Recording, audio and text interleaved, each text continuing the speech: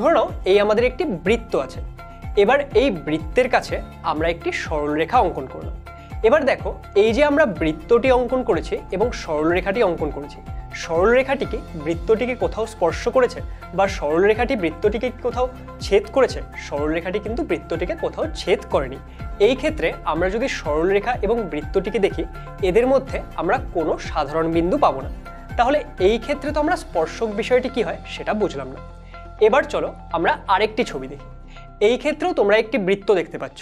এবার ধরো এখানে আমি একটি সরলরেখা অঙ্কন করলাম এবং এই যে সরলরেখা সেটা বৃত্তটিকে দুটো বিন্দু এ এবং বি বিন্দুতে ছেদ করছে।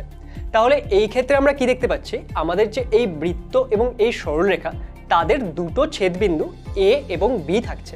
তাহলে এই সরলরেখা এটাকে কি আমরা বৃত্তের স্পর্শক বলবো? এটাও কিন্তু বৃত্তের স্পর্শক নয়। তাহলে বৃত্তের স্পর্শক বিষয়টি আসলে কি? এবার তোমরা আরেকটি ছবি দেখতে পাচ্ছ।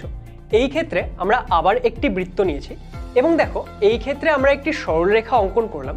এই যে এই সরলরেখাটি সেটা কিন্তু বৃত্তটিকে শুধুমাত্র একটি বিন্দুতে টাচ করে আছে।